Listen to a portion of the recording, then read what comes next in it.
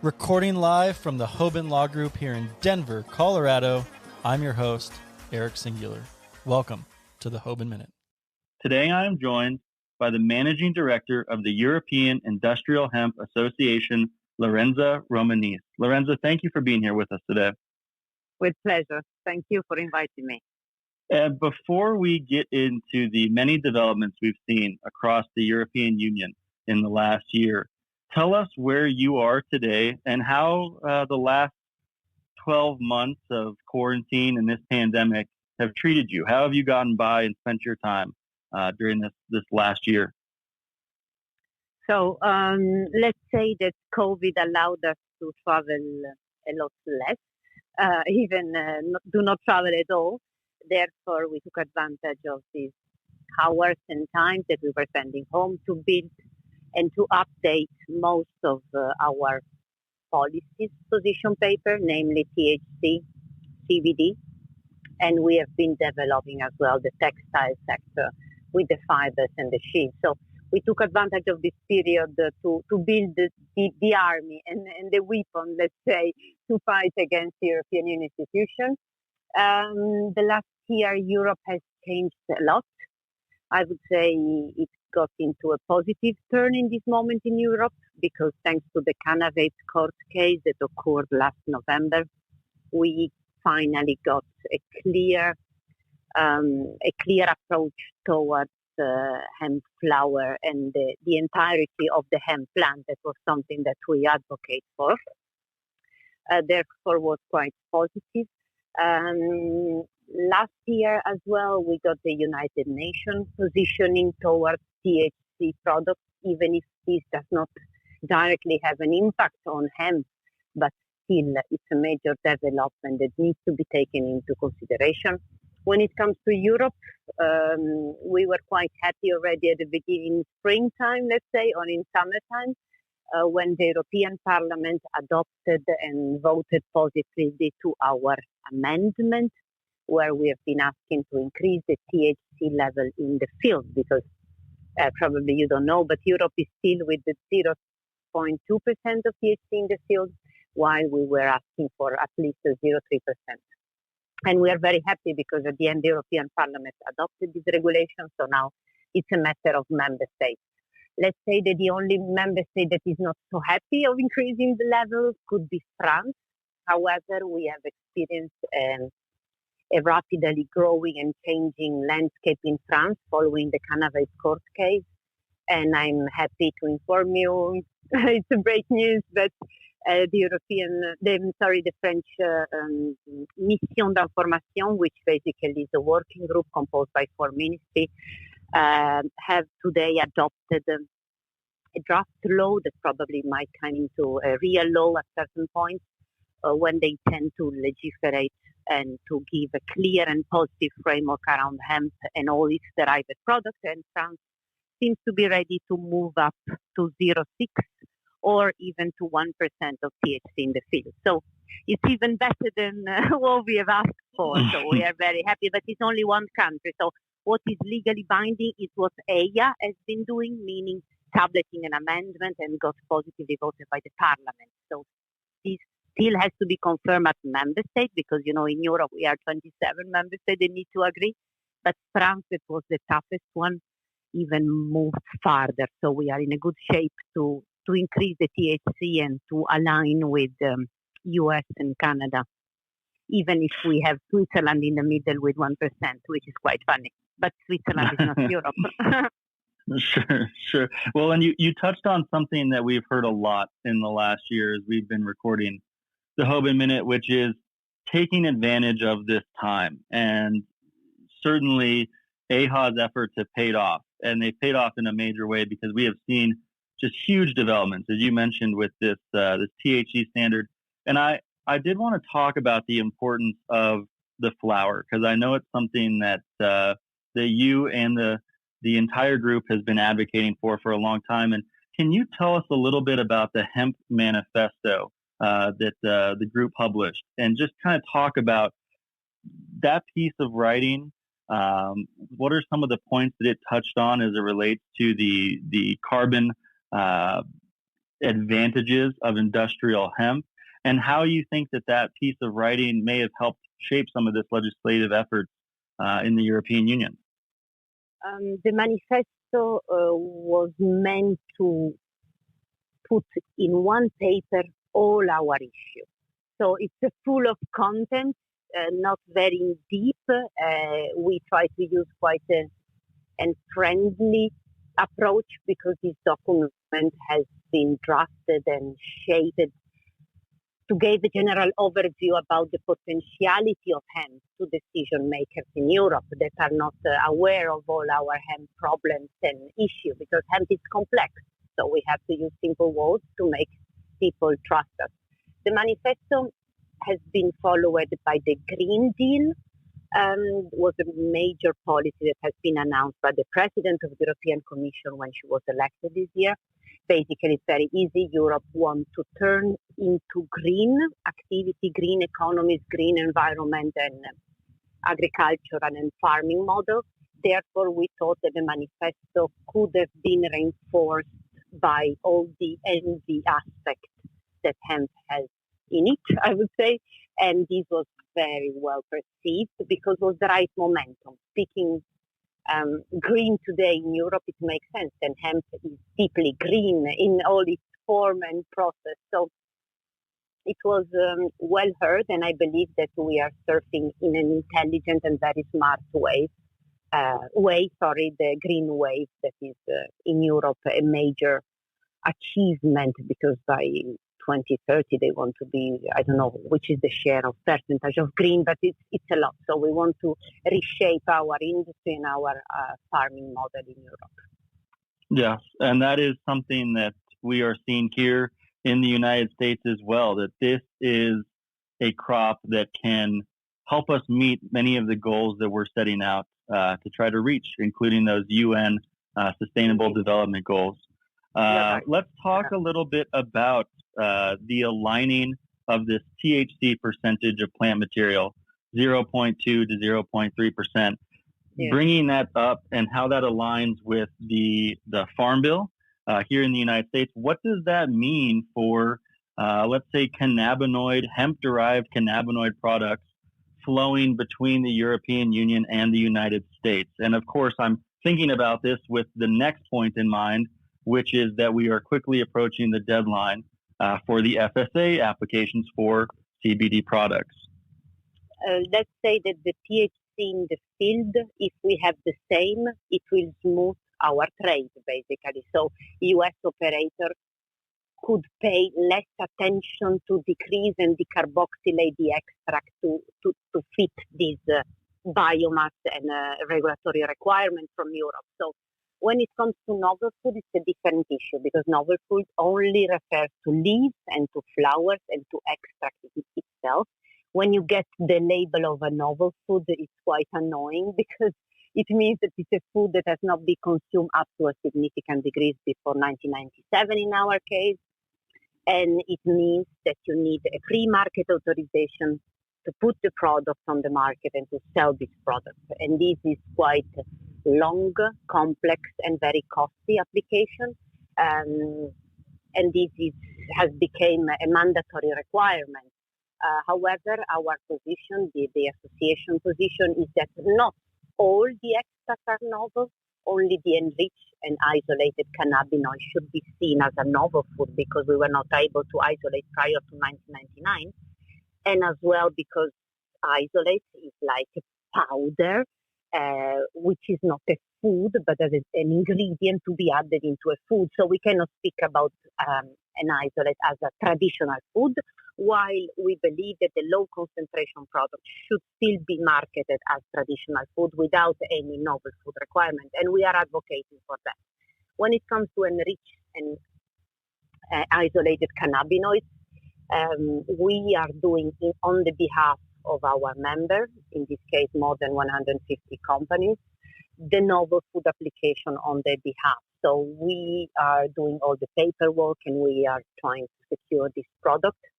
We will dramatically enforce, I would say, the chance to be fully validated, because we will conduct a lot of toxicological studies that will put some lights on some gray zone when it comes to cannabinoids, namely reproductivity issues in men and especially liver toxicity. So we believe that we need some tests to be conducted in order to make the decision maker more comfortable and to derive finally correct and sound guidelines, because today when it comes to THC limits in food, and it's something that is concerned with full spectrum extract, we want to have higher value. We have to stick to the 1 microgram per kilo per body weight, which is a lot less than Switzerland, the US, Canada, Australia, New Zealand. We have 1 microgram. Switzerland, they have 7. US, I believe that you have 13, and Australia, New Zealand, both got 6. So we have the toughest limits to respect, and we only believe that by investing a lot of money on the behalf of our member, we will invest 3 million euro in conducting both studies on CBD, but without neglecting the even more problematic substance of hemp, which is THC. So we will conduct the biggest trial on human beings ever conducted on Earth. So we are quite proud, and it's quite expensive, 1.6 million euros to test THC in clinics on 200 human beings. Wow, that's incredible. And we know here in the United States the importance of that research, because that is the exact stage that our FDA is still at, trying to understand what these extracts are, what the impact is on the human body. So that is just fascinating and wonderful news about that study that is being conducted in Europe. Can you talk for a moment? I know we saw at the end of last year, or during the last half of 2020, there was some going back and forth between treating CBD as a narcotic or treating CBD as a novel food. And it seems that the European Commission ultimately did reverse course, decided they would not regulate CBD as a narcotic. But just walk us through a little bit where that push and pull came from. Let's say that the path that we have followed was even worse and longer, in the sense that back in 1997, the European Commission had sent a letter to the European Industrial Hemp Association saying, go ahead, guys, it's not a novel food, therefore therefore you can trade and build this sector. And then following this declaration, the catalog has changed, and it has become a novel food. And then from a novel food, it has become even a narcotic. We are very happy that last year, as you said, the European Commission reversed the situation by saying in its preliminary conclusion that at the end it's not a narcotic. Therefore, now what is going on is an exercise of alignment between the international decision when it comes to UN and Court of Justice, and we will align all these treaties with the so-called acquis communautaire, which is the set of rules that have built Europe. I want to touch for a moment on hemp genetics, because here in the United States, as we are entering this 2021 growing season, and particularly for folks at more southern latitudes, many of the varieties that we have available in the U.S. are bred in Europe. And with this raising of the THC percentage, what do you think that will do for the hemp genetics that have been sitting dormant in European seed banks, maybe because they weren't in compliance with the existing regulations? What do you expect to see on the hemp genetics development side of things here in the next year or two? As you know, the process in Europe is the following. First of all, you have to register a varieties in your member state, and then the member state will communicate this name. When the varieties is considered stable, it will be communicated to the European Commission and enter in the so-called European Catalogue of Varieties. In this moment, it can be planted. Of course, an increase up to 0.3 means a sparkling moment for research and development, for breeding techniques, etc. And I know that I have many companies in Europe that are already looking with interest to this potential increase, because we know that there is a fixed ratio between the cannabinoids, especially between CBD and THC. So more THC on the field means a little bit more of cannabinoids. So all indeed, as you said, the dormant varieties that we have been using, or the one that we have, even if, I mean, they were not banned in Europe, because we have to underline that the 0.203%, it's only a matter of getting direct payment from Europe. It's not illegal. However, member state tends to interpret this threshold for direct payment as a narcotic threshold. But let's say that there are perspectives, and let's say that the Hungarian varieties or the Polish varieties or the Czech varieties that were on the market but have been banned because too high in THC, they will see a new renaissance. Absolutely. And it's certainly something that we're excited about. Is there a lot of interest, do you think, in genetics that have been bred here in the United States and Europe, particularly for cannabinoid production, or are you seeing mainly interest in European varieties for that matter? We are interested in the varieties that allowed us to extract the highest number of cannabinoids with the less biomass. We are a market-driven industry, so we know that because you have 0.3 since a while, that your varieties might be very stable, have been tested a lot. Therefore, we look forward to certainly to cooperate and to have to see how they might grow over here. We're certainly interested in that as well. And as I mentioned earlier, we are quickly approaching this deadline for CBD products to be registered with the Food Standards Agency. What insight would you share for any company that is pursuing that, maybe hasn't started to take the steps to do that yet? It seems that we're almost a month away, maybe a month and a half away from hitting that deadline. Any recommendations for folks out there listening who are considering that? Be quick, be fast, because the deadline is at the end of the month, yes. However, we know that FSA, therefore UK authorities, prefer to receive all the documents largely in advance in order to have the time to assess and to validate it or not this application. Therefore, if somebody is interested in UK and wants to join the consortium that we have created, he is of course welcome. But again, we have to hurry up a little bit. The deadline is approaching, and FSA asked the consortium to show a list of companies that are behind the consortium. Therefore, if I cannot subscribe their name into the list, I will not communicate their name into the UK system.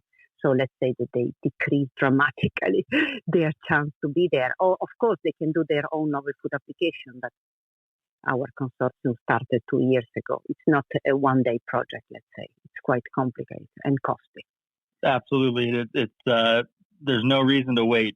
Just like you said, move quickly if that's something that you're pursuing. While I have you, are there any thoughts that you'd like to share about the news we saw last week, the acquisition of GW Pharma? That was one of the biggest acquisitions we've seen in the global hemp industry.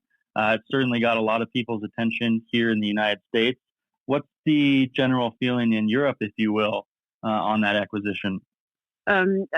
Just let me add something, because indeed, if somebody is listening to us and wants to join the consortium, be aware that you are only quite in late for UK, while all the other 27 member states that we are offering the novel food application for, there is no such a deadline, so you can always join. When it comes to the big margin of these two companies from UK, and if I'm not wrong, Jazz Pharmaceuticals is from Ireland, honestly, I do not have any opinion on that, because, these two companies look at CBD as a medicine, because they are treating this product highly concentrated with different scope, I would say, while I'm more focused on food or food supplement.